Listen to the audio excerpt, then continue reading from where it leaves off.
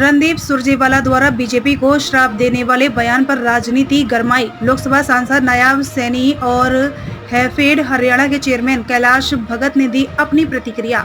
आज कैथल में कांग्रेस का जन आक्रोश प्रदर्शन था, जिसमें मंच के माध्यम से रणदीप सुरजेवाला ने बीजेपी और जेजेपी के लोगों को श्राप दिया और कहा कि आज महाभारत की इस धरती में मैं श्राप देता हूं। अरे बीजेपी जेजेपी के राक्षसों, तुम लोग राक्षस हो, और जो भारतीय जनता पार्टी और जेजेपी का समर्थक है और इन्हें वोट देता है वह भी राक्षस कोई प्रवृत्ति का व्यक्ति है। इस पर प्रतिक्रिया देते हुए सांसद नायब सैनी ने कहा कि कांग्रेस ने देश के सामने समस्याएं पैदा की हैं और कांग्रेस के लोग इसलिए इस तरह के श्राप देते रहते हैं ताकि देश तरक्की ना करे और आगे बढ़े, परंतु जब कांग्रेस के लोग इस तरह के श्राप देते हैं तो देश विकास की ऊंचाइयों को छूता है। रणदीप सुरजेवाला को यह भी समझना चाहिए कि कांग्रेस ने इस देश पर लंबे समय तक शासन किया है, देश में भ्रष्टाचार को चरम सीमा पर पहुँचाया है, देश की समस्याओं को जन्म देने का काम लंबे समय तक कांग्रेस ने किया है। आज भी उनके मुखिया किस तरह की बातें करते हैं यह भी रणदीप सुरजेवाला को देखना चाहिए। आज देश के लोगों को लाभकारी योजनाओं का लाभ मिल रहा है, उन्हें हर तरह की सुविधा मिल रही है और कांग्रेस को जब लगने लगा कि अब हमें कहीं भी 12 बीघे दाना तक दिखाई नहीं देता है तो उन्होंने देश की जनता को ही श्राप देना शुरू कर दिया। रणदीप सुरजेवाला के इसी बयान पर हरियाणा हैफेड के चेयरमैन कैलाश भगत ने कहा कि यह रणदीप सुरजेवाला की बौखलाहट है और उन्होंने यह तक कह दिया कि वोट देने वाला भी इतना निंदनीय है कि वह राक्षस है।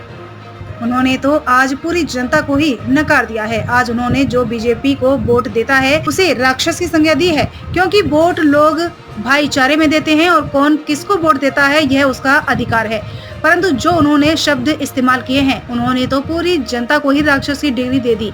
इससे नीचा काम क्या हो सकता है, मैं नहीं समझता इससे ज्यादा नीची भाषा कोई बोल सकता है। देखिए, क्योंकि कांग्रेस ने देश के सामने समस्याएं पैदा की हैं।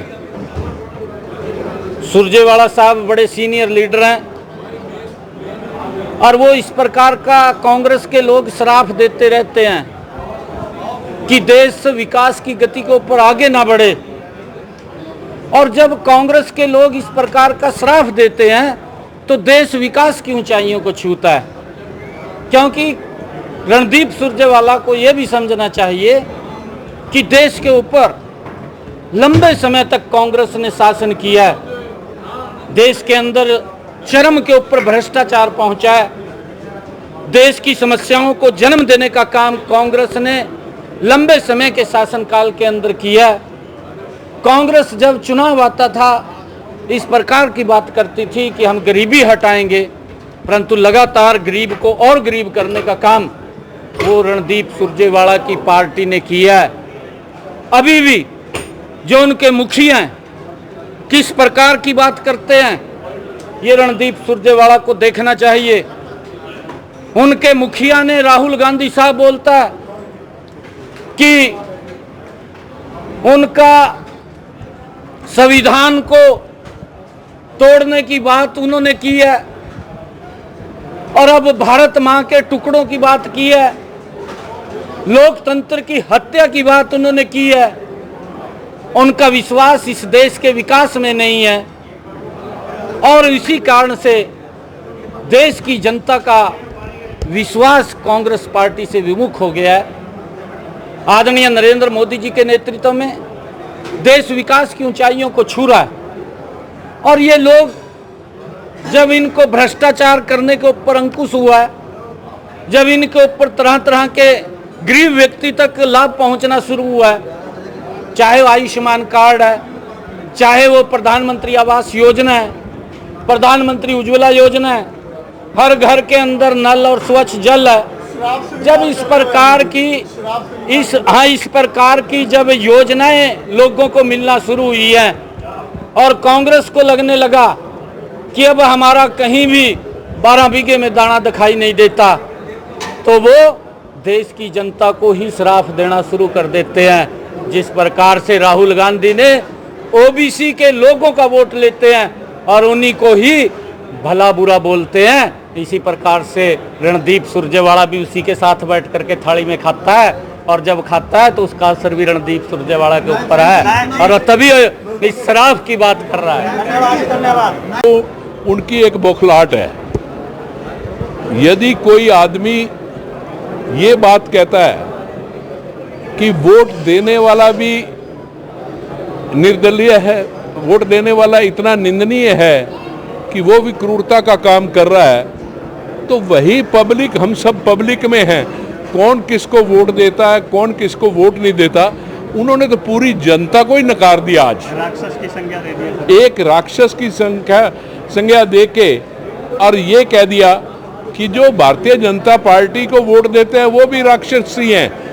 अरे भारतीय जनता पार्टी या पार्टी का हमारा आपस का एक भाईचारा है और भाईचारे में कौन किसको वोट देता है वो उसका अधिकार है, पर जो चीज उन्होंने इस्तेमाल की वो तो पूरी जनता को ही राक्षस का एक डिग्री दे के और इस्तेमाल कर दिया।